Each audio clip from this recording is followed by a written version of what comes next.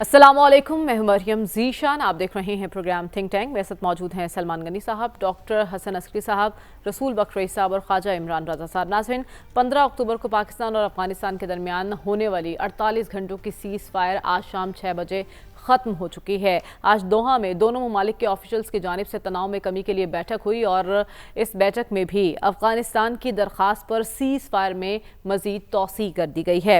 अब ये seize fire कितनी मौसर और देर पा होगी, क्योंकि हमारे वज़ीर दिफा ख्वाजा आसिफ को ऐसा लगता है कि सीज़ फायर ज़्यादा देर तक नहीं चल सकता, क्योंकि जो गुज़िश्ता 48 घंटों की सीज़ फायर भी थी उस दौरान भी अफगानिस्तान से दरअंदाजी की कोशिश की गई और उसका भरपूर जवाब दिया गया। उसके बावजूद रोज़ाना की बुनियाद पर इंटेलिजेंस बेस्ड ऑपरेशन हो रहे हैं और फितनल ख्वारिज को जहन्नुम वासिल किया जा रहा है बड़ी तादाद में।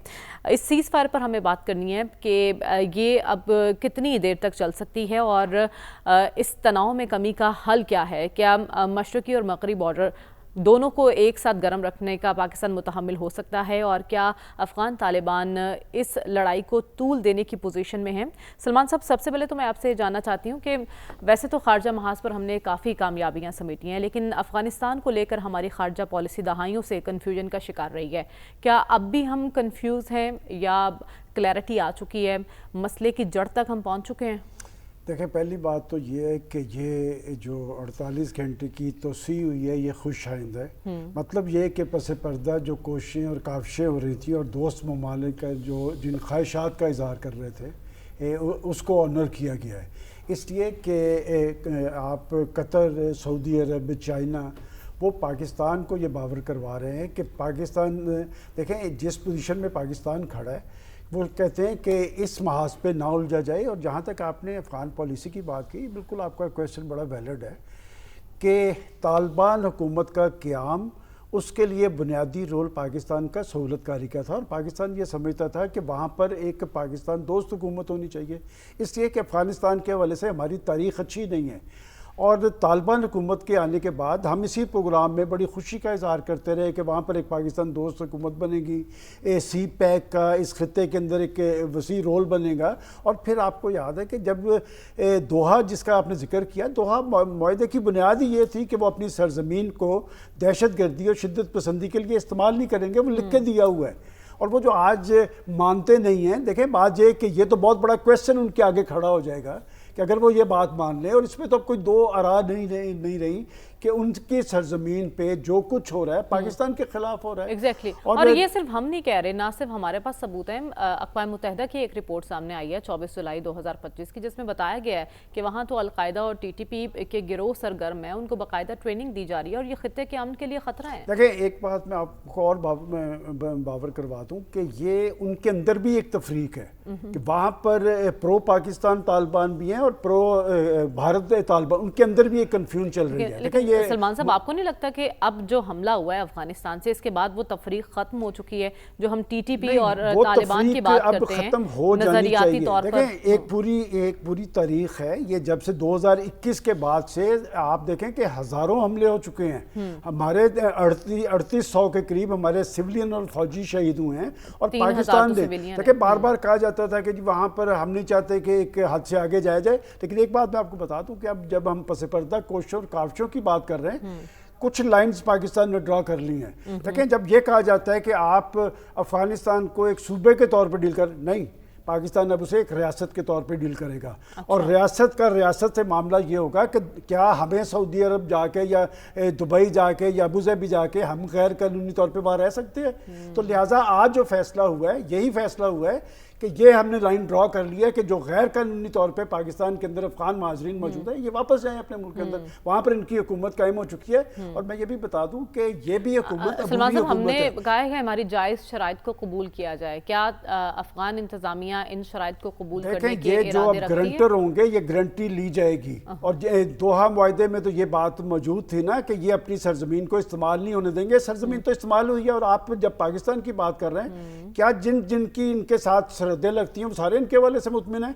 ईरान से वहाँ से महाजरीन वो नहीं निकाल रहे, उज़्बेकिस्तान से नहीं निकाल रहे, ताजिकिस्तान से इनके बंदे नहीं निकाल रहे। मेरा पॉइंट ये, who will be the guarantor? बात ये कि गारंटर बनना पड़ेगा। ये जो 48 से 48 घंटे की तोसी हुई है, मैंने आपको बता दिया कि पाकिस्तान ये लाइन ड्रा कर चुका हुआ है कि अब हमने ये नहीं होना, इन्हें स्पेयर नहीं करना। और आप देख लें कि पाकिस्तान अपने हाउस को इन ऑर्डर कर रहा है कि अगर जो इधर हमारे साइड पे जो भी दहशतगर्दी में इन्वॉल्व होगा, और बात ये कि यकसुई और संजीदगी। और एक बात मैं ज़रूर करूँगा, देखिए हमारा एक कौमी बयानिया होना चाहिए। 2014 के अंदर पाकिस्तान ने ये जंग जीती थी, हमने तो इंटरनेशनल जंग जीती दहशतगर्दी के खिलाफ। ये मामला बड़ा गंभीर इसलिए था कि वो जो गुड तालिबान और बैड तालिबान, हम इसमें कंफ्यूज रहे हैं। एक बात तो बहुत अच्छी हो गई है कि हम इस मामले में यकसू और संजीदा हैं कि अब हमने इनके साथ रियासत के तौर पे डील करना है। और रियासत का जब रियासत के साथ मामला होगा ना, तो फिर इनके गैर कानूनी यहाँ पर पाकिस्तान के अंदर जो लोग हैं वो यहाँ नहीं रहेंगे, वो वहाँ पर अपने उस तरफ जाएंगे। वहाँ तो इनकलाब आ चुका हुआ है, इस्लामी इनकलाब उनका आ चुका हुआ है। तो वो जो लास्ट वीक भी मैंने कहा था कि हमने तो उनके साथ बरादर दोस्त मुल्क वाला सलूक किया, उन्होंने हमारे साथ क्या किया, कन्फ्यूजन उनके यहाँ मौजूद है। लेकिन अब जो फैसला होगा ना, ये किसी गारंटी के तहत होगा। ठीक है, और इनकी गारंटी लेगा कौन? डॉक्टर साहब, आपकी नज़र में कतर, सऊदी अरब ने हम पर जोर दिया कि तहम्मुल का मुजाहरा किया जाए। चीन 3 बार कोशिश कर चुका है कि मामला सेटल डाउन हो, उसके बावजूद अफगानिस्तान की तरफ से जो है दरअंदाजी की कोशिश की गई, अटैक हुआ। अब इनकी गारंटी कौन दे सकता है? मेरा नहीं ख्याल कोई मुल्क इनकी गारंटी दे सकता है, क्योंकि अगरचे ये रियासत हैं अब तालिबान, लेकिन बिहेव एक जो है ना एक मिलिटेंट ग्रुप की तरह करते हैं। तो उसकी वजह से इनकी गारंटी कोई नहीं दे सकता, क्योंकि आप ये एक बात टेबल पे कहेंगे उसके बाद भूल जाएंगे इस बात को। देखिए 2-3 चीज़ें जो पाकिस्तान को लर्न करनी चाहिए और एक ईमानदाराना अंदाज में अपनी अफ़गानिस्तान पॉलिसी का जायज़ा लेना चाहिए। पिछले 30-40 साल के अंदर जो कुछ हमने किया है, किस तरह हमें उल्टा पड़ता है। देखिए पहली बात तो ये है कि ना सिर्फ पाकिस्तान बल्कि आलमी सतह पर अगर आप दूसरे ममालिक को भी देखें तो आपको ये पता लगता है कि जो नॉन स्टेट एक्टर्स को पालता है अल्टीमेटली वो नॉन स्टेट एक्टर उसी को टारगेट करता है। हमने तालिबान को पाला है ना, अब तालिबान ने डॉक्टर साहब, अब दहाइयों बाद हमारी कंफ्यूजन दूर हुई है या नहीं? अभी नहीं। सोचने पे बात कर रहे हैं। अब देखिए इस वक्त पाकिस्तान को 5 फ्रंट्स पे चैलेंजेस हैं।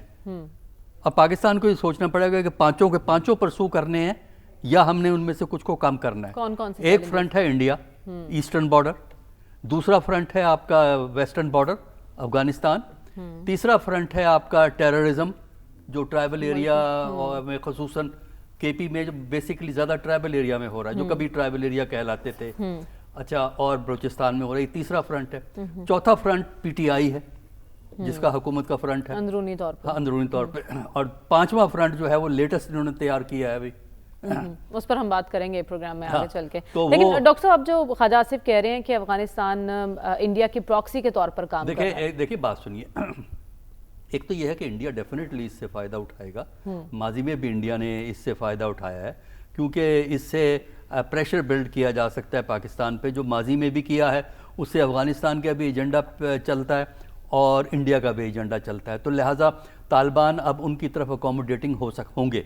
लेकिन इसके बावजूद मेरी आर्गूमेंट ये है कि इस जो कुछ हुआ है हालिया दिनों में इसको इंडिया का स्पॉन्सर ना कहें, बल्कि आप ये ना कहें कि जनाब वो इंडिया की बेहस्ट पे, इंडिया के कहने पे ये अफगानिस्तान कर रहा है। अफगानिस्तान को एक सेपरेट सॉवरन एंटिटी के तौर पे ट्रीट करें, उसको जो है ना उसका सबऑर्डिनेट ना बनाएं इंडिया का। अच्छा। इसलिए कि सबऑर्डिनेट बना के आप खुद अपने पाँव पे कुल्हाड़ी मार रहे हैं।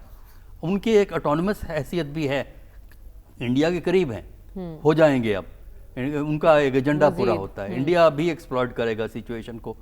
तो इंडिया जब इस सिचुएशन को एक्सप्लॉइट करेगा, आपके लिए लाजिम हो जाता है कि अफगानिस्तान को एक ऑटोनमस यूनिट के तौर पे ट्रीट करें, जो अपने मकासद के हसूल के लिए इंडिया को अकोमोडेट करेगा। तो आपका काम यह है कि उसको ट्रीट करके उसमें डिप्लोमेसी और फोर्स दोनों का एक कम्बिनेशन आपको क्रिएट करना है। और किस वक्त क्या चीज़ इस्तेमाल करनी है, या आपके पॉलिसी मेकर्स की अक्ल का इम्तिहान है। اور تجربے کا امتحان ہے. اچھا. کیونکہ جہاں تک یہ ہے کہ جہاں تک بارڈر کا تعلق ہے، میری ہمیشہ آرگومنٹ رہی ہے کہ آپ بارڈر پہ سیکیورٹی کو اتنا سٹرونگ کر دیں کہ بارڈر کراس کرنا مشکل ہو. آپ دیکھیں نا، بہت سی جگہ فینس ہے، بہت سی جگہ کھلا پڑا ہے، تو جہاں سے وہ انٹر ہوتے ہیں وہ ان کو پتہ ہوتا ہے. وہاں آپ اپنی مانیٹرنگ کو بڑھائیں اور ذرا بھی ایکٹیویٹی ہو اس کا فل بلاسٹ آپ دیں، چاہے وہ افغانستان کے اندر تک اس کا امپیکٹ جائے. اب جواب دیا تو جا رہا ہے. نہیں، وہ تو اب دیا جا رہا ہے نا، اب دیا جا رہا ہے نا. آپ کو ایک لانگ پرسپیکٹیو میں دیکھنا ہوتا ہے چیزیں. اور دوسرا یہ ہے کہ اگر افغانستان سیز فائر کی بات کرتا ہے تو افغانستان سے تو واضح ہے کہ یہ جب تک اس بات کی شورٹی نہیں ہوتی کہ وہ اس قسم کے گروپس کو نہیں پالے گا، اس وقت تک پاکستان کو اپنا دباؤ رکھنا چاہیے. ڈاکٹر صاحب، افغانستان اس پوزیشن میں ہے کہ ایک طویل روایتی جنگ لڑ سکے؟ نہیں، افغانستان روایتی جنگ نہیں لڑ سکتا. افغانستان اسی قسم کی جنگ لڑ سکتا ہے، ٹیررسٹوں کو بھیج دیا، بندوں کو کر دیا، اس قسم کے ہائیبرڈ وار جسے ہم کہتے ہیں نا، وہ تو لڑ سکتا ہے. لیکن وہ ایک کنونشنل جنگ نہیں لڑ سکتا. اور ویسے بھی جو ماضی میں جو ان کی جو کامیابی ہے طالبان کی، اس میں اور ریاستوں کا جس میں پاکستان بھی شامل ہے ان کا کنٹریبیوشن ہے. اب ان کو یہ حمایت حاصل نہیں ہے. اور دیکھیں، پاکستان کو ایک اور کام کرنا چاہیے. صرف پاکستان نہیں ہے، جو ازبکستان ہے، تاجکستان ہے، دونوں تنگ ہیں ان سے. چائنا کا جو یہ ترکستان کی انڈیپینڈنس موومنٹ ہے، اس کے بندے بھی وہاں بیٹھے. تو پاکستان کو ان سے بھی کوآرڈینیٹ کرنا چاہیے. ٹھیک ہے. اور ازبکستان اور تاجکستان سے، دیگر ممالک سے جو اس کے نیبرنگ ہے، ایران جیسے ہے، ایران سے بھی آپ اپنی کوآرڈینیشن کو بڑھائیں، تاکہ ضروری نہیں ہے کہ یہ دو فرنٹ جو ہے آپ مستقل طور پہ قائم رکھیں. کوشش آپ کی یہ ہونی چاہیے کہ یہ جو افغانستان والا فرنٹ ہے وہ کچھ عرصے میں ٹھنڈا ہو جائے. اس میں ڈپلومیسی اور سختی دونوں چیزیں جو ہیں وہ استعمال کرنی پڑے گی. لیکن بارڈر پہ اتنا کنٹرول سخت ہونا چاہیے آپ کا، اور اتنا رسپانس آپ کا بڑا ہونا چاہیے کہ ان کو ڈر لگے کہ بارڈر کراس کرنے میں کیا نتائج نکل سکتے ہیں. آپ کہہ رہے ہیں اس مسئلے کے حل کے لیے جو دیگر ممالک ہیں، تاجکستان، ازبکستان اور چائنا، ان کی بھی حمایت ساتھ ملا لی جائے تو زیادہ بہتر انداز میں اس مسئلے کا حل نکل سکتا ہے. رسول بخش رئیس صاحب، آپ کی نظر میں ایک تو اس در اندازی کے بعد کیا سمجھا جائے کہ ٹی ٹی پی اور افغان طالبان، کیا ان میں کوئی فرق رہ گیا؟ اور یہ جو ہم بات کر رہے ہیں جنگ کی، یہ تناؤ میں کمی ہوگی یا مزید کشیدگی بڑھتی ہوئی دیکھ رہے ہیں آپ؟ میرا خیال یہ ہے کہ یہ غلط فہمی ہمیں نہیں ہونی چاہیے، کبھی میرے ذہن میں تو نہیں تھی کہ پاکستانی طالبان اور افغان طالبان دو مختلف قسم کے لوگ ہیں. یہ ایک ہی قسم کے لوگ ہیں. یہ زبان اور ثقافت کے لحاظ سے ایک ہیں. یہ سیاسی نظریے اور فرقہ وارانہ شناخت کے لحاظ سے ایک ہیں. مدرسے اور اساتذہ کے لحاظ سے ایک ہے، اور جو ان کا ایک ورلڈ ویو ہے اس کے لحاظ سے ایک ہے. ان میں اختلاف کیا ہے؟ اختلاف اگر ہے تو وہ یہ ہے کہ ایک گروہ پاکستان کی شہریت رکھتا ہے اور دوسرے افغانستان کی شہریت رکھتے ہیں. لیکن جب یہ مزاحمت کر رہے تھے افغانستان کے طالبان امریکہ کے خلاف، اس وقت ہم پاکستانی طالبان کے خلاف 2007 سے برسر پیکار تھے. اور اس وقت ہمارا خیال یہ تھا کہ جب ہم نے افغان طالبان کو یہاں پناہ دی ہوئی ہے، یہاں پہ کوئٹہ شورا بنی ہوئی تھی جس میں ان کی پوری قیادت یہاں بیٹھی ہوئی تھی، اور ہم نے امریکہ کی مخالفت لی، دنیا کی مخالفت لی، اور ہم نے سوچا کہ یہ صرف ہمیں یہ نہیں سوچنا چاہیے کہ ہمیں افغانستان سے دوستی چاہیے. ہمیں دوستی کی نہ کبھی پہلے ضرورت تھی نہ آج ضرورت ہے. ملکوں کے ایک دوسرے کے ساتھ دوستی کی ضرورت ہی نہیں پڑتی. یہ رشتے قائم ہو سکتے ہیں مفادات کی بنیاد پر. وہ رشتے ہوتے ہیں، پائیداری کے رشتے ہوتے ہیں، اور جب وہ زیادہ پائیدار ہو جاتے ہیں تو اس کو آپ دوستی کا درجہ دے دیتے ہیں یا کہتے ہیں. لیکن ڈاکٹر صاحب، اب تو وہ گڈ طالبان بیڈ طالبان کی کنفیوژن سے ہم باہر نکل چکے ہیں نا. اس سے پہلے بھی کوئی میرے خیال ہے کوئی یہ جو حکومت کے خلاف جو بھی حکومت ہو اس کے خلاف جو بیانیہ بناتے ہیں، یہ ان کا بیانیہ تھا. حکومت کا کبھی بیانیہ نہیں تھا کہ اچھے طالبان اور برے طالبان. اگر وہ تمیز تھی، وہ صرف افغانستان کی جنگ کے حوالے سے حوالے سے تھی. چونکہ ہم افغان طالبان کی حمایت کر رہے تھے اپنے اسٹریٹجک مقصد کے لیے, ہمیں ان کے نظریات سے اس وقت بھی کوئی دلچسپی نہیں تھی. دوسرا یہ ہے کہ وہ طالبان جو ہمارے خلاف لڑ رہے تھے وہ ہم ان کو آج بھی برا سمجھتے ہیں, اس وقت بھی برا سمجھتے ہیں, کل بھی برا سمجھیں گے. تو وہ کنفیوژن نہیں تھی, وہ تفریق صرف اسی لیے تھی کہ دو مختلف گروہ تھے. ایک کو ہم نے پناہ دی ہوئی تھی وہ اس لیے کہ ان کے اسٹریٹجک پرپسز اور ہمارے اسٹریٹجک پرپسز آپس میں کنورج ہوتے کہیں پہ, اس کے علاوہ کوئی اور بات نہیں تھی. یہ نہیں تھا کہ ہم نے خدا نخواستہ افغان طالبان کے نظریات کو قبول کر لیا تھا, یا ہم اس غلط فہمی میں رہتے تھے کہ جس قسم کے نظریاتی خمیر سے ان کی شخصیت تعمیر ہوئی ہے یا فکر تعمیر ہوئی ہے اس سے وہ ہمارے نظریات کو اڈاپٹ کر لیں گے. جس قسم کا سلوک ان کا اپنے شہریوں اور آبادی سے ہے وہ تو کبھی ہو ہی نہیں سکتا. تو ہمیں کوئی کنفیوژن نہ پہلے تھی نہ آج ہے. اب آج ہم ایک بات کے اوپر کلیئر ہیں اور پوری قوم یکسو ہے, وہ یہ ہے کہ پاکستان سے بھاگے ہوئے طالبان جسے ہم ٹی ٹی پی کہتے ہیں اور افغان طالبان ایک قالب دو جان ہے, اور بلکہ دو جان بھی کہیں نظر نہیں آتے. کپڑے بھی ایک جیسے پہنتے ہیں, پگڑیاں بھی ایک جیسی ہیں, داڑیاں بھی ایک جیسی ہیں, اور ان کے فرقہ بھی ایک جیسا ہے. تو ان میں قدر مشترک اس وقت پاکستان ہے, پاکستان کی ریاست ہے. تو ہم نے دونوں کا مقابلہ کرنا ہے. اور اگر افغان کی طالبان اس کو حکومت آپ نہیں کہہ سکتے. حکومت وہ ہوتی ہے جو ساری دنیا تسلیم کرے. حکومت وہ ہوتی ہے یا ریاست وہ ہوتی ہے جو ریاستوں والے کام کرے. تو ریاستوں والے کام تو آج تک وہ کر نہیں سکے. تو اس لیے ہمیں دونوں کا مقابلہ کرنا اس وقت لازم ہے, اور اس سے ہمیں کوئی چھٹکارا نہیں. باقی یہ کہ آپ کہہ رہی ہیں کہ جنگ میں تیزی ہوگی یا نہیں, میرے خیال میں کہ اس ایشو کو ہم ڈیفیوز کریں گے, اور ہمیں کرنا بھی چاہیے. اپنی طرف سے جو ریاست ایک لچک دکھا سکتی ہے اپنے ایک اسپیکٹرم میں رہتے ہوئے کہ اس حد تک ہم کمپرومائز کر سکتے ہیں, اس سے آگے ہم نہیں جا سکتے. سفارتکاری میں یہی ہوتا ہے کہ آپ ہمیشہ فلیکسیبلٹی کے لیے گنجائش رکھتے ہیں. وہ گنجائش رکھ کے ہمیں ان سے یہ بات لازمی طور پہ منوانی ہے کہ دہشت گردوں کو وہاں پناہ نہیں دینی. اگر درجہ اندازی ہوگی تو ان کے ساتھ بھی وہی سلوک کریں گے جو آپ کے ساتھ کریں گے. ٹھیک ہے, تو ہمیں کچھ یقین دہانیاں چاہیے اور ہمارے جائز مطالبات ہیں وہ پورے ہو جائیں تو پھر اس مسئلے کا حل نکل سکتا ہے. لیکن خواجہ صاحب, مسئلہ صرف یہی ہے نا کہ مستقل حل کے لیے کوئی دوست ممالک کردار ادا کر سکتے ہیں, کیونکہ سیز فائر پہ تو اب تک اتفاق کر لیا گیا ہے. دیکھیں جی, آپ کا سوال بڑا ویلڈ ہے کہ کون گارنٹی دے گا. میرے خیال سے اس وقت میں آن اے سیریس نوٹ یہ بات کر رہا ہوں کہ 5 لوگوں کی اس وقت دنیا میں کوئی گارنٹی نہیں دے سکتا.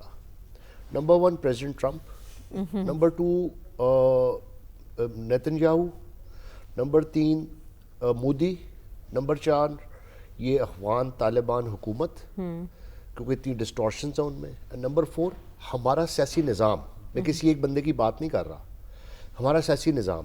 اس کی وجہ, اب ہم سیدھے سیاسی نظام پہ پہلے آ جاتے ہیں کہ وجہ کیا ہے, پھر ہم آگے اس کا حل نکال لیتے ہیں. پہلے پتہ نہیں لگتا مجھے, ابھی تک میں ایز اے تھنک ٹینکر نہیں سمجھ رہا کہ فیصلہ کون کر رہا ہے. آپ دیکھیے کہ جب جنگ ہوتی ہے, فلڈ آتا ہے, تو وزیر اعظم صاحب یا سوئمنگ کر رہے تھے یا امریکہ کے باہر کے دورے پہ تھے. یہ میں ان کو انڈرسٹیٹ نہیں کر رہا, میں فیکٹس بتا رہا ہوں. صدر پاکستان سے کوئی گفتگو نظر نہیں آئی, وہ پکچر میں نظر نہیں آئے. صدر پاکستان سے بعد میں رابطہ ہوتا ہے. تو جو آئین کے مطابق جو ہمارا اسٹیٹ اپریٹس ہے اس میں فیصلہ سازی کدھر ہے. ہماری بہت اچھی فورن سیکرٹری صاحبہ ہیں, فورن آفس کا رول نظر نہیں آتا. لہٰذا سمجھ نہیں آتی کہ کون. ایک دن خواجہ آصف صاحب کلیئرلی اینمی کنٹری کہتے ہیں, اور جو ہمارے بازیچہ اطفال ہے, ہمارا انفارمیشن منسٹری کے محترم تارڑ صاحب, وہ کہتے ہیں کہ جو افغانستان سے بات کرنے کی بات کرے گا وہ اس کو غداری کے سرٹیفکیٹ دیتے ہیں. آج محترم شہباز شریف صاحب نے, وزیر اعظم صاحب نے مذاکرات کی بات کی, تو اب بتا تارڑ صاحب کو تو سب سے پہلے ایک کمرے میں بند کر دیجئے تاکہ ہم ہماری بات چیت آگے چل سکیں. اب آپ کے سوال کا میں جواب دیتا ہوں. دیکھیں, اس کو سمجھنے کے لیے بڑی اچھی بات کی گئی جو ڈاکٹر عسکری صاحب نے فرمایا ہے کہ ہمیں ذرا ری وزٹ کریں اپنے. میں آپ کو 1 منٹ میں نا ایک ذائچہ بتاتا ہوں تاکہ آپ کو پتہ لگ جائے گا ایشو کیا ہے. دیکھیں انڈیا متواتر پاکستان بننے سے پہلے سے یہاں پہ سازش کر رہا ہے. ہنری ڈیورنٹ کے ٹائم پہ سر ہنری ڈیورنٹ نے وہ کمیشن بنا, ڈیورنٹ لائن بن گئی, وخان سے لے کے ایران تک ہو گئی بات. آگے چلیں, پاکستان کی بننے سے پہلے تک کوئی لڑائی نہیں ہوئی, کچھ پرابلمز ہوئے لیکن کوئی لڑائی نہیں ہوئی. اچھا اب آگے چلیں, ہوا کیا کہ جو ہماری کانگریس میں جو کے پی ادھر افغانستان میں کانگریس کا ونگ تھا, انہوں نے شوشہ چھوڑ دیا آزاد پختونستان کا پاکستان بننے پہ, اور وہاں سے لڑائی شروع ہوئی. وہ پہلا بیج بویا تھا انڈیا نے نہرو پلان کے تحت وہاں پہ. اس کے بعد کیا ہوا, 1960 میں اور 1950 میں 2 لشکر سازی کی افغانستان, جن کو منہ توڑ جواب دیا, کوئی نئی بات نہیں ہوئی ہے, اور ایک دفعہ دیر پہ اور ایک دفعہ باجوڑ پہ. اس کے بعد آپ دیکھیے کہ ٹریننگ کیمپس یہ بناتے رہے. جب اے این پی کی حکومت توڑی تو وہاں پہ پختون اور بلوچ جوان چلے گئے, وہاں ٹریننگ کیمپ بن گئے. جب ضیاء الحق صاحب نے بھٹو صاحب کا وہ سیاسی قتل ہوا ان کا, تو وہاں پہ الذوالفقار نے 15 کیمپ بنا دی, رپورٹس کہہ رہی ہیں پیپلز پارٹی کی الذوالفقار نے. تو پھر ہم نے طالبان بنائے پچھلے 40 سال میں, خود بنائے. Who was the God father of Taliban? میں مزید بات نہیں کروں گا, لیکن انہی مدرسوں میں پڑھے, ٹھیک ہے, Deoband school of thoughts in کا تھا. لیکن پوائنٹ یہ خاص کہ ماضی سے ہم نے سیکھا کیا؟ دہائیوں تک ہم کنفیوژن کا شکار رہے, ہماری خارجہ پالیسی افغانستان کو لے کر ابہام کا شکار رہی. اب ہم کہاں سٹینڈ کر رہے ہیں, کیا سوچ رہے ہیں, اور اس مسئلے کا حل کیا ہے ہماری نظر میں؟ جی میں اب یہ آخری جملہ یہ بس بتا دوں بھئی, یہ ہماری اسٹریٹجک ڈیپتھ نہیں ہے افغانستان. پتہ نہیں کس نے یہ اسٹریٹجک ڈیپتھ کی کانسیپٹ دے دیا بلا وجہ. وہ طالبان سمجھتے ہیں. اچھا اب اس سارے جو میں نے آپ کو تاریخی پس منظر دیا ہے, اس سے ہوا یہ کہ وہاں کے افغانوں کی ذہن سازی کی گئی انڈیا نے کہ پاکستان آپ کے خلاف ہے. اچھا, اور ہم ڈیورنٹ لائن کو نہیں مانتے. جبکہ آپ دیکھیں ضیاء الحق جن 40 لاکھ افغانیوں کی ہم نے میزبانی کی. جی بالکل صحیح کہہ رہے ہیں, بے وفا ہیں یہ جو طالبان. اس لیے تو میں کہہ رہا ہوں ان کو ٹرسٹ نہیں کر سکتے آپ گارنٹر ڈھونڈ رہے ہیں. اتنی 40 سال تک ہم نے ان کا ساتھ دیا ہے. ٹھیک ہے ہماری پالیسی میں ڈسٹورشن تھا, میں آپ کو یہ کہہ رہا ہوں کہ ایک دفعہ ہم نے مجاہدین کا ساتھ دیا, پھر اگلی دفعہ ان کو ملیٹنٹس کہنے لگ پڑے. ٹھیک ہے جی, وہ ایک علیحدہ ہسٹری ہے, ہمیں بھی ریوزٹ کرنا ہے. اب دیکھیں اگلا سٹیپ. مجھے بڑی خوشی ہو رہی ہے اس وقت کہ ہم آج مذاکرات کی بات کر رہے ہیں. آپ دیکھیں یہ معاملہ جو ہے یہ بڑا سیریس معاملہ ہے. آج اچھی بات ہوئی 48 آورس کا ملا. ابھی بھی کچھ لوگ کہہ رہے ہیں یہ جی بڑی تھوڑی دیر کے لیے ہے, یہ انڈیا اس میں آ جائے گا. سلسلہ یہ ہے کہ we have to resolve our disputes with our neighbours. ہم نیبرز کو چینج نہیں, وہ مولوی ہیں, وہ کیا ہیں, وہ نیو لبرلز کے ان کو برے لگتے ہیں, لوگ لکھتے ہیں سوشل. ڈیفینیٹلی ہم چینج نہیں کر سکتے, لیکن ہم ٹھیک تو کر سکتے ہیں. جی تو کیسے ہو سکتا ہے, یہ گفتگو سے ہو سکتا ہے. دیکھیں ہم نے وار کر لی, ہم نے بہت زبردست جواب دیا ان کو, اور آگے بھی دیں گے. یہ ڈیٹرنس رہنا چاہیے کہ وہاں پہ بھی اور یہاں پہ بھی جو بھی پاکستان کی فواج سے کوئی اٹیک کرے گا اس کو بھرپور جواب دیں گے. لیکن negotiation is the only way forward. Number 2, آپ نے ملٹی لیٹرلی بھی چلیں, بائی لیٹرلی نہیں چلا جا رہا. دیکھیں چائنا کے اس وقت, یہ بات سمجھ لیں, میں آپ کو ایک بڑی اہم بات بتا دوں. اس وقت CIA آپ کا موساد وہاں پہ کام کر رہا ہے along with آپ کا را. اور آپ کو پتہ ہے ہر سال یونائٹڈ اسٹیٹس ان سے کہتے ہیں $3.5 بلین دے رہا ہے افغانیوں کو, اور ہم جا کے ٹرمپ صاحب سے بات کرتے ہیں, اور ٹرمپ صاحب ہمیں مڑ کے کہتے ہیں کہ آپ نے انڈیا سے اچھے تعلقات کرنے ہیں. یہ میں آپ کو بار بار کہتا ہوں ایک لارجر گیم ہے, یہ ڈیپ اسٹیٹس کی گیم ہے. اس کے باوجود کہا جا رہا ہے کہ بات چیت سے مسئلہ حل کریں. بات چیت سے 2021 کے بعد سے دیکھا جائے تو اتنی بار بات چیت کے مواقع ہم نے دیے ہیں, تقریباً 200 سے زائد بار تو بارڈر فلیگ میٹنگز ہو چکی ہیں. اس کے بعد 800 سے زائد بار ایسا ہوا ہے کہ ہم نے اپنے تحفظات کا اظہار کیا ہے سفارتی سطح پر. پھر یہاں سے وفد گئے ہیں, ہمارے انٹیریئر منسٹر, ڈیفنس منسٹر وہاں پر جاتے رہے ہیں, علماء کی خدمات حاصل کی گئی. لیکن ان سب کے باوجود اب بس ہو چکی ہے تو طاقت کا استعمال کیا گیا ہے. اور حل یہی ہے کہ بات چیت بھی ساتھ ساتھ جاری رکھی جائے اور انہیں باور بھی کرایا جائے کہ آپ جو کر رہے ہیں وہ غلط کر رہے ہیں. اسی معاملے پر ہمیں آگے بڑھنا ہے. آج وزیر اعظم شہباز شریف کی زیر صدارت ایک اہم اجلاس بھی ہوا ہے اس مسئلے کے حل کے لیے, اسپیشلی مہاجرین کی واپسی کے حوالے سے. اس میں تمام وزرائے اعلیٰ کو مدعو کیا گیا اور خیبر پختونخوا کے وزیر اعلیٰ نے شرکت نہیں کی، اس کی کیا وجہ ہے اور اس اجلاس میں اہم فیصلے کیا ہوئے، اس پر ہم بات کریں گے اس بریک کے بعد. اسٹے ود اس.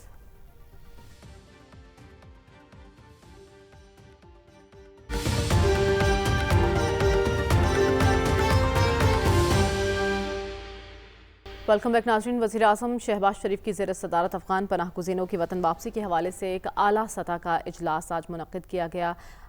بہت اہمیت کا حامل تھا یہ اجلاس. فیلڈ مارشل بھی اس اجلاس میں موجود تھے اور چاروں صوبوں کے وزرائے اعلیٰ کو بھی شرکت کی دعوت دی گئی، لیکن وزیر اعلیٰ خیبر پختونخوا نے اس میں شرکت نہیں کی. اس کی وجہ جاننے کی کوشش کریں گے اور جو فیصلے ہوئے افغان مہاجرین کی واپسی کے حوالے سے اس میں فوری طور پر ان کی واپسی کے انتظامات کی بات کی گئی ہے اور یہ بھی کہا گیا کہ جو ایگزٹ پوائنٹ ہیں افغانستان کی جانب ان کی تعداد کو مزید بڑھایا جائے گا اور جو کوئی انہیں پناہ دے گا یا گیسٹ ہاؤسز میں قیام کی اجازت دے گا تو اس کو قانوناً جرم تصور کیا جائے گا. سلمان صاحب، سب سے پہلے تو میں جاننا چاہتی ہوں کہ دہشت گردی سے سب سے زیادہ متاثر خیبر پختونخوا ہے اس وقت، لیکن اسی صوبے کا وزیر اعلیٰ آج اس اہم اجلاس میں نہیں پہنچا، تو اس کو کیا سمجھا جائے کہ وزیر اعلیٰ خیبر پختونخوا کی ترجیحات کیا ہیں؟ دیکھیں، یہ اجلاس بڑا امپورٹنٹ تھا، اس کی ٹائمنگ بڑی اہم تھی اور جو ایشوز تھے وہ افغان تنازع تھا، افغان مہاجرین کی واپسی تھی اور خاص طور پہ آپ نے درست کہا کہ پختونخوا اس وقت دہشت گردی کی آگ میں جل رہا ہے. اب بات یہ کہ نئے وزیر اعلیٰ، ویسے تو ایک اچھی بات یہ ہے کہ پرائم منسٹر نے وہاں پر نہ صرف ان کی تعریف کی بلکہ انہوں نے کہا کہ ہم پختونخوا کی جو ممکنہ تعاون ہے وہ سے کریں گے. اچھا، ان کے وزیر اعلیٰ تو نہیں آئے لیکن ان کے نمائندے وہاں پر موجود تھے. مزمل اسلم کے سابق مشیر رہے ہیں وہاں پر پختونخوا گورنمنٹ میں، مطلب اس حد تک نمائندگی تھی. لیکن بات یہ کہ اصل بات یہی تھی کہ پختونخوا کے وزیر اعلیٰ وہاں پر آتے اور اگر ان کی ریزرویشن ہے، دیکھیں ان کی ایک ریزرویشن ہے پی ٹی آئی کی، وہ کہتے ہیں کہ اس دہشت گردی کے عمل سے نبٹنے کے لیے منتخب لیڈرشپ کو اعتماد میں لیا جائے. میں بھی اس کا حامی ہوں کہ بات یہ کہ ایک جیسے میں نے بات کی کہ قومی بیانیہ ہوتا ہے جس میں پولیٹیکل پارٹیز اور پولیٹیکل لیڈرشپ پیچھے کھڑی ہوتی ہے.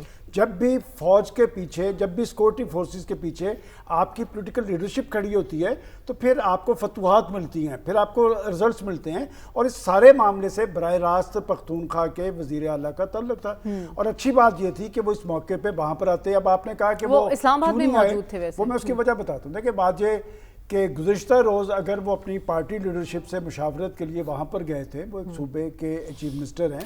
میں ماضی میں بھی یہ کہتا رہا کہ علی امین گنڈا پور بہرحال چیف منسٹر ہے، وہاں کے ایک صوبہ ہے، ایک اکائی ہے، تو ان کو ایک آنر ملنی چاہیے. میرا ذاتی خیال یہ ہے کہ چونکہ ان پہ نا اس وقت جذبات بہت حاوی ہیں اور وہ اپنی ہر چیز کو متعلق کر رہے ہیں. کہ میں نے ان کی جو سپیچز سنی ہیں کہ وہ کہتے ہیں جی کہ میں عمران خان صاحب ریاست ہیں، عمران خان صاحب نے اس سسٹم کو جکڑا ہوا ہے، لیکن وہ ضرور اپنی لیڈرشپ کی عدالت میں بھی سرخرو ہوں لیکن صوبے کے ایشوز پہ بھی توجہ دیں.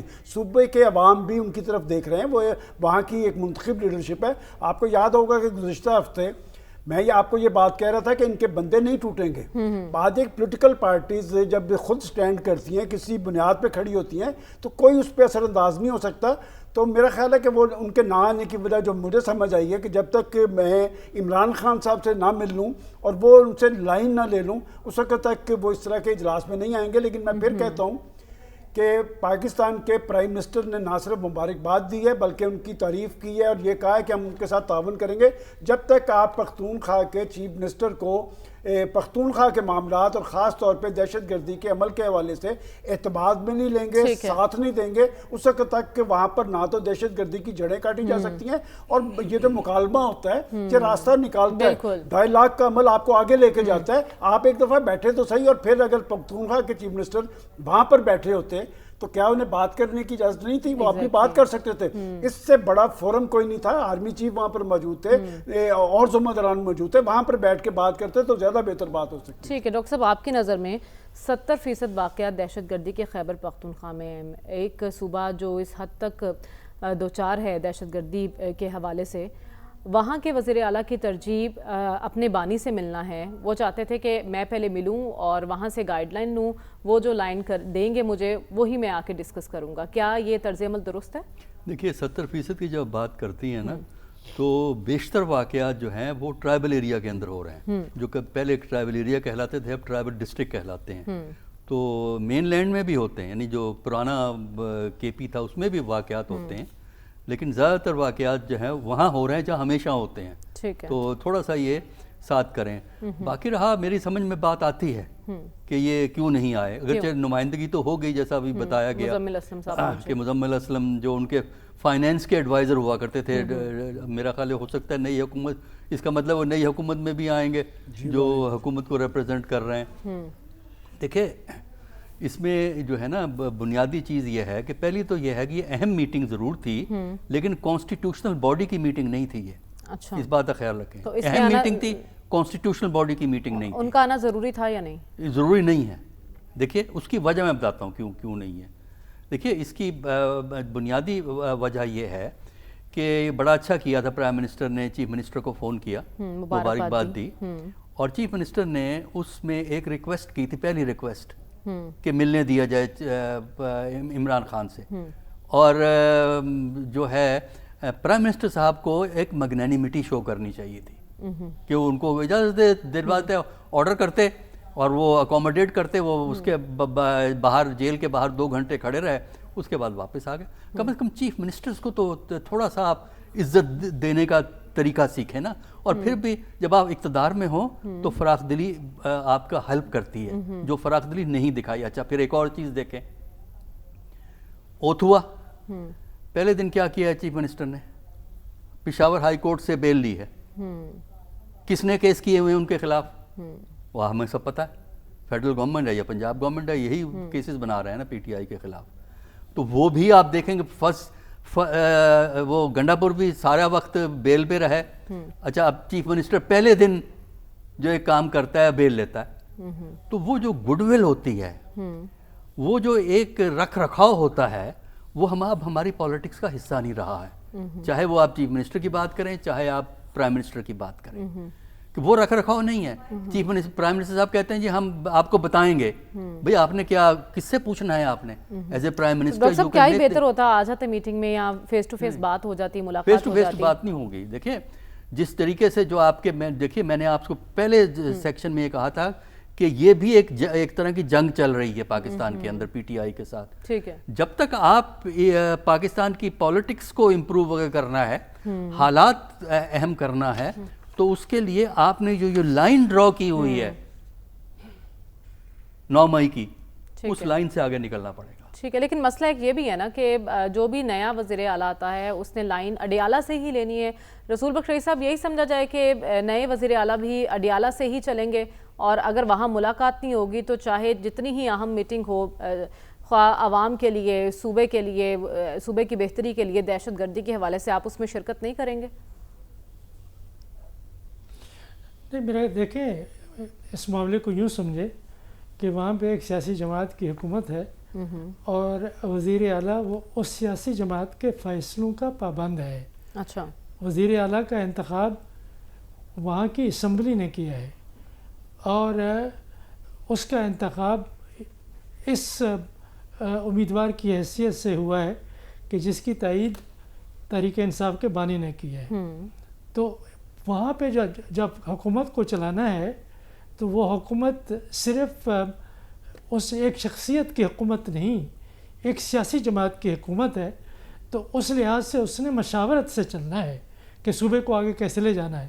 لیکن صوبے کو چلانے کے لیے, اتنا مشکل صوبے کو کہ جہاں پہ دہشت گردی کے واقعات ہو رہے ہیں, افغان مہاجرین ہیں, اور ان کو فنڈز نہیں دیے جا رہے ترقی کے لیے, کوئی اور بھی بہت سارے مسائل ہیں, گورننس کے مسائل ہیں.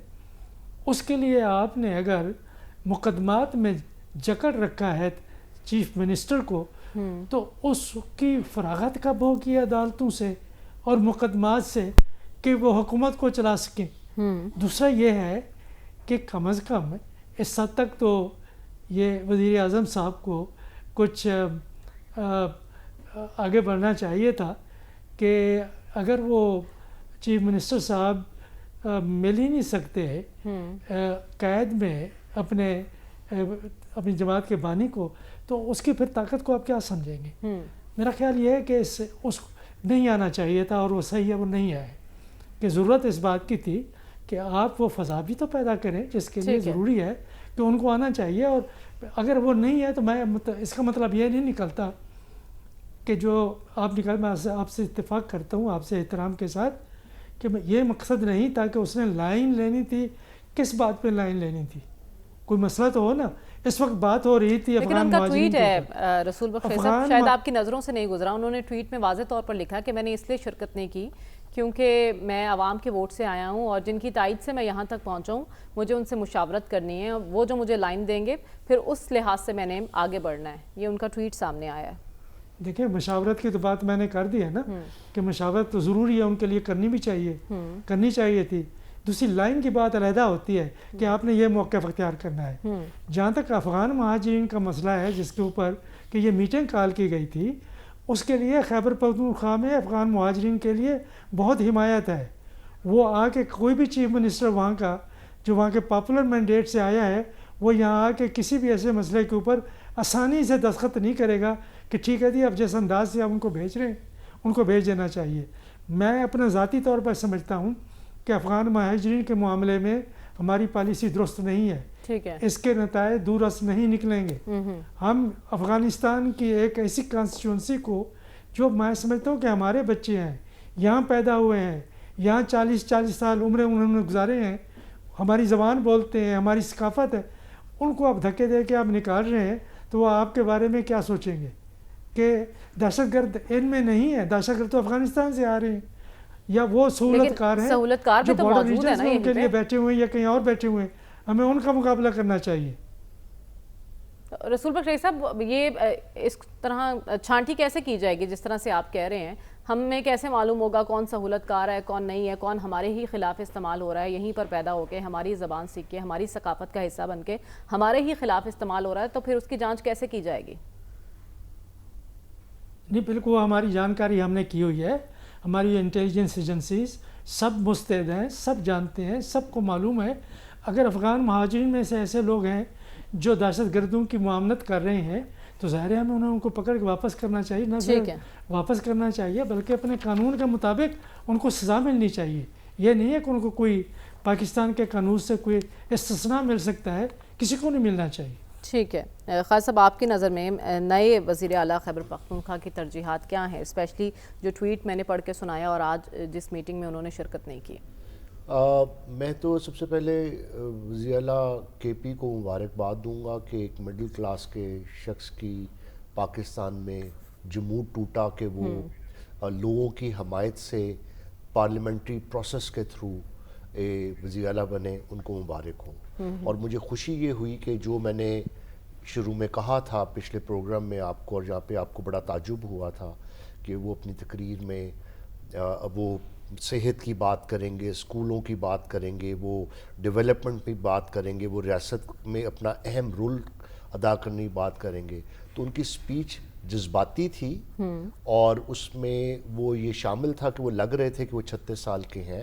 ان کو تھوڑا سا صبر سے اور سکون سے بات کرنی چاہیے، لیکن اس میں تمام ترجیحات شامل تھیں اور وہ ایک سیزنڈ پولیٹیشین کی طرح مجھے نظر آئے. اب اگلی بات آ گئی کہ جی وہ میٹنگ میں کیوں نہیں آئے. میں یہ سمجھتا ہوں کہ سلمان غنی صاحب نے جیسے کہا، میں ان کی بات کی تائید کرتا ہوں کہ مجھے بھی اچھا لگتا کہ وہ پہلی دفعہ آئے تھے اور وزیر اعظم صاحب نے اچھا ایک جیسچر کیا کہ ان کو فون کیا تو وہ آتے ہیں اور اپنی بات چیت جو تھی وہ ان کو سامنے بھی ایک دفعہ کر لیتے ہیں. تو یہ ایک موقع انہوں نے ضائع کیا. مزمل صاحب آ گئے، ریپریزنٹیشن ہو گئی، اس کا مطلب یہ بھی نہیں ہوا کہ انہوں نے کوئی میٹنگ کا بائیکاٹ کیا، لیکن ان کے لیے بہتر ہوتا. اب اگلی بات یہ ہے کہ آپ جب یہ سوال کرتی ہیں کہ ان کی ترجیحات کیا ہوں گی، اور پھر جب وہ آپ ٹویٹ کی بات کر رہی تھیں، مناسب آپ نے بات کی کہ وہ ٹویٹ میں کہہ رہے ہیں کہ جی میں تو لائن وہاں سے لوں گا. مجھے آپ بتائیے کہ پارٹی کے وہ ہیڈ ہیں، ٹھیک ہے، جب وزیر اعظم نواز شریف صاحب ان کی حکومت تھی لیکن وہ لندن میں قیام کرتے تھے، تو کوئی چھینک مارنی بھی ہوتی تھی تو پوری مسلم لیگ ان کے پاس لندن میں جا کے ان سے مشورہ کرتی تھی. اب عمران خان کوئی دہشت گرد نہیں ہے، عطا اللہ تارڑ کے لحاظ سے وہ دہشت گرد ہیں، لیکن پاکستان کی عوام اور پاکستان کے آئین کے مطابق وہ دہشت گرد نہیں ہے. وہ پاکستان کے سب سے بڑی پارٹی کے سب سے بڑے لیڈر ہیں اور بہت سارے لوگوں کی دل کی دھڑکن ہے. تو اگر وہ ڈیالہ جانے دیتے تو کوئی احسان مندی نہیں تھی، اور یہ ہونا چاہیے. اور میں آپ کو بتاؤں، جب تک آپ یہ اپنا بڑا اب آپ دیکھیں وزیر اعظم صاحب اپنی طرف سے بڑا اچھا ایک پوسچر دیتے ہیں، لیکن آپ یہ دیکھیں وزیر اعظم صاحب کا سارا پوسچر کون تباہ کر دیتا ہے؟ کیبنٹ ممبر ہیں، وہ کوئی مسلم لیگ نون کے سیکٹری اطلاعات نہیں ہے، کیبنٹ انفارمیشن منسٹر کہہ رہے ہیں کہ یہ سمگلر ہیں، موبائل چور ہیں، یہ جو وزیر اعلیٰ بن رہے ہیں وزیر اعلیٰ بن گئے ہیں. آپ نے تمام رکاوٹیں ڈالی ان کو روکنے کے لیے، ٹھیک ہے. پھر آپ نے کہا ہم دیکھیں گے کس طرح وہ بنتے ہیں. بھئی آپ فیڈریشن ہیں، آپ جو بات کر رہے ہیں اس کا مطلب ہے وزیر اعظم بات کر رہا ہے. اس کے اگلی بات آپ یہ دیکھیں کہ وہ چیف سپانسر دہشت گردوں کا کون ہے؟ عمران خان. یار یہ گفتگو. پھر آپ یہ دیکھیے کہ جیسے ابھی فرمایا ڈاکٹر صاحب نے کہ ان کو بیل لینی پڑی.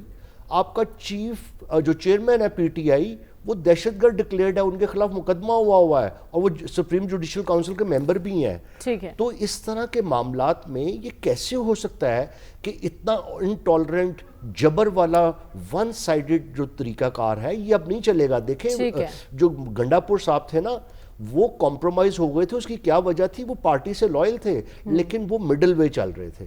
اب انہوں نے پارٹی میں چینج کیا ہے. ہمیں گفتگو کرنی پڑے گی. We are a federation.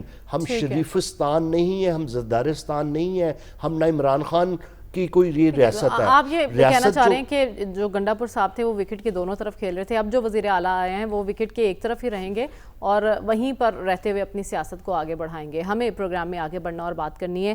T L P پر پابندی کی سفارش کرنے کا فیصلہ کیا ہے پنجاب حکومت نے. کیا وہ ایسا کر سکے گی؟ جانیں گے اس بریک کے بعد. اسٹے ود اس.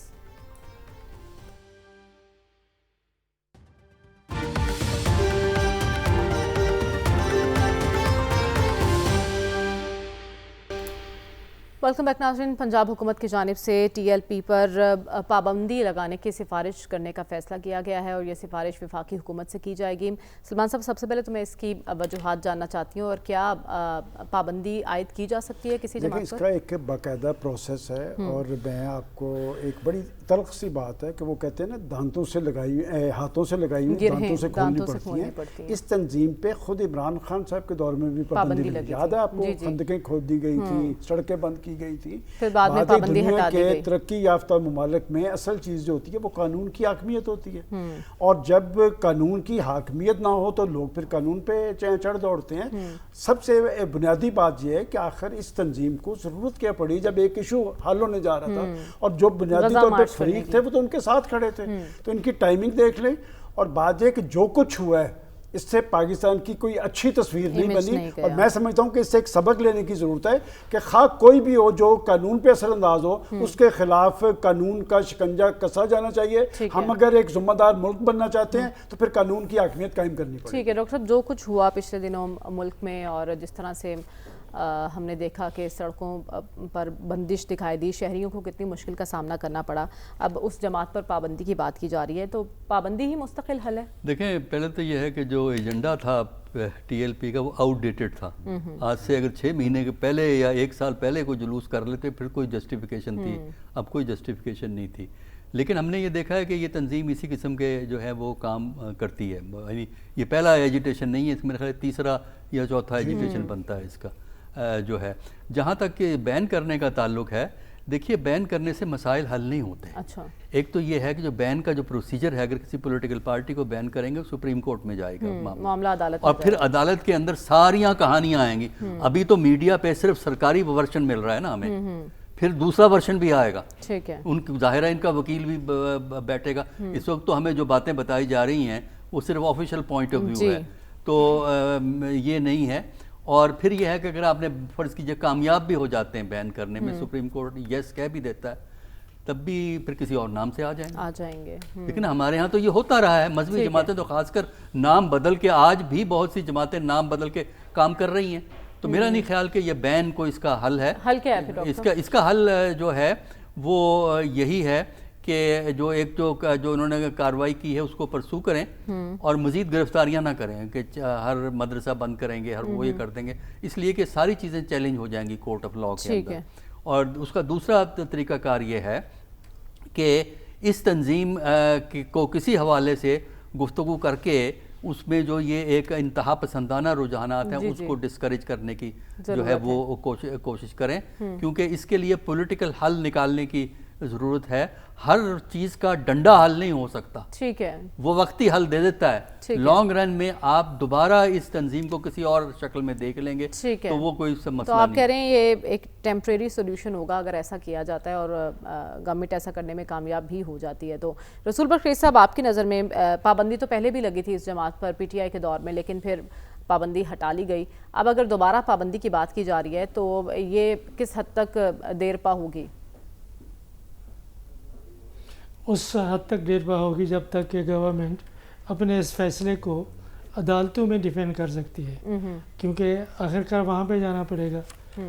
2021 میں لگی تھی پابندی اور پھر 2023 میں غالباً وہ پابندی اٹھا لی گئی تھی کہ حکومت کے ساتھ معاہدہ ہوا تھا اور حکومت نے کہا یا انہوں نے حکومت سے کہا کہ اب ہم وہ کام نہیں کریں گے جو ماضی میں ہم کرتے رہے ہیں, تو ہمیں معاف کر دیں اور معاملات کو ہم رفع دفع کرتے ہیں. تو پابندی اٹھ گئی. اگر آپ نے یہ کھیل کھیلنا ہے, اگر اس قسم کی پابندی ہے تو اس سے بہتر ہے کہ پابندی نہ ہی لگائے. اور ان معاملات سے نپٹنے کے لیے ضروری ہے کہ کوئی بڑا ہو یا کوئی چھوٹا ہو, جتھے بنا کے آپ کے قانون کی دھجیاں نہ کرے. کہ آپ دیکھیں پورے شہر آپ نے بند کیے ہوئے تھے, کیوں شہر بند کریں؟ نہ شہر بند کریں, نہ اس کی نوبت آنی چاہیے کوئی بھی قانون توڑے. کہ یہاں پہ جو جنونیت اور جذباتیت, انتہا پسندی یہاں پہ جو پھیلی ہے, اس کے سامنے پولیس بے بس نظر آتی ہے. ان کا ایس ایچ او مارا گیا ہے, پولیس کو لوگ مارے گئے ہیں, ماضی میں مارے گئے ہیں. میں یہی پوائنٹ ڈسکس کرنا چاہتی ہوں کہ ان سیاسی جماعتوں میں خواجہ صاحب انتہا پسندی کے فیکٹر کو کس طرح سے ختم کیا جائے. اور دیکھیں جی, سب سے پہلے بات ہے قانون اپنا راستہ لے. پہلی بات میں سب سے پہلے کہوں گا, جتھا کی سیاست اور یہ لاؤ لشکر کی سیاست, ریلیجن کو ویپنائز کرنا اور جنونیت, ہم سب اس کے خلاف ہیں. پاکستان میں اس کی کوئی اجازت نہیں. لیکن یہ کس نے جنم دیا, کس نے اس کو پروان چڑھایا, وہ ایک لمبی گفتگو ہے. لیکن آپ سمجھیں, دیکھیں یہ اگر یہ انتہا پسندی ہے تو میرا فرض ہے کہ میں سچ بولوں, ریاست کو بتاؤں کہ یہاں پہ کیا ہو رہا ہے. دیکھیں لا انفورسمنٹ ایجنسی بھی دوسری طرف کی انتہا پسندی دکھاتی ہے. سڑک پہ چلتے ہوئے جب بندے کو آپ لاٹھی مارتے ہیں, آنسو گیس مارتے ہیں, گولی مارتے ہیں, اس کا فیئر ٹرائل نہیں ہوتا. برائے مہربانی نفرت کے بیچ مت بوئیں. لیکن خالد صاحب, جو پریس کانفرنس کی گئی محسن نقوی صاحب کی جانب سے, انہوں نے کہا جنہوں نے ہتھیار اٹھائے تھے ہم نے ان کے خلاف کارروائی کی ہے. دیکھیں اس پہ دیکھیں, اگر آپ نے کریڈیبلٹی لینی ہے نا محسن نقوی صاحب نے, اس حکومت نے, اس ہائیبرڈ حکومت نے, تو پھر اس پہ جوڈیشل کمیشن بنائیں, لوگ پھر مانیں گے. یہ ون سائیڈڈ مریم نواز صاحبہ پہ بہت بڑا یہ پریشان کن لمحہ ہے. یہ وہ نئی ان کا تجربہ نہیں ہے. میں ان کو ایڈوائز کروں گا کہ اپنی پولیس سے کہیں کہ ذرا سمجھداری سے کام لیں, سمجھداری سے پلیز. پاکستان کی عوام ہے, میں یہاں پہ کچھ کہنا نہیں چاہتا کیونکہ نیشنل سیکیورٹی کے مسائل بہت ہمارے اس وقت ملک میں ہیں, لیکن لوگوں کے سے محبت کریں. جبر, ناانصافی, ظلم, ڈنڈا, گولی کی سرکار نہیں چلتی. اس کو ختم کریں برائے مہربانی. فیئر ٹرائل, اس لیے میں ڈیمانڈ کرتا ہوں کہ جوڈیشل کمیشن بنایا جائے اور ان کے خلاف ایکشن لے جو تشدد والا کام کرتے ہیں. صاحب, ایک جماعت جس کی ہسٹری رہی ہے, ہم نے ماضی میں بھی دیکھا کہ لوگ اسی طرح سڑکوں پر نکل آتے ہیں جتھوں کی صورت میں, اور پھر جس انداز میں روڈز بلاک ہوتے ہیں اور ہر ایک کے ہاتھ میں ڈنڈا یا کوئی نہ کوئی چیز ہے, تو اس کو آپ کس طرح سے ختم کر سکتے ہیں؟ دیکھیں جی, اس کو ختم اس لیے ہو سکتا ہے کہ جب ہم تہیہ کر لیں کہ ہم ان کو استعمال نہیں کریں گے. ہم خود ہی استعمال کرتے ہیں, میں اس ڈیٹیل میں نہیں جا سکتا. بات یہ ہے کہ ہم ان کو خود استعمال کرتے ہیں, ان کو شے دیتے ہیں, وہ پھر بلیک میل کرتے ہیں حکومتوں کو. یہ بلیک میل کر رہے تھے سعد رضوی صاحب, لیکن سعد رضوی اور انس رضوی کہاں پہ ہیں؟ یہ ان کی پبلک کو ان کا حق ہے کہ پتہ لگے کہاں پہ ہیں. کوئی جتنے لوگ مر گئے ہیں اور جو زخمی ہیں ان کا پتہ لگے. ہمیں کوئی میڈیا پہ بات چلتی جا رہی ہے. خدا کے لیے we are a civilised country, آپ ہمیں بتائیں اتنے لوگ ہوئے ہیں. اور میں پھر آپ کو اس حوالے سے ڈیٹیل پریس کانفرنس تو کی گئی ہے, لیکن ابھی وہ لوگ ہیں کہاں, اس حوالے سے تو خود اس جماعت کو بھی معلوم نہیں ہوگا. پروگرام کا وقت ختم ہوا چاہتا ہے, ہمیں اجازت دیجیے. اللہ حافظ.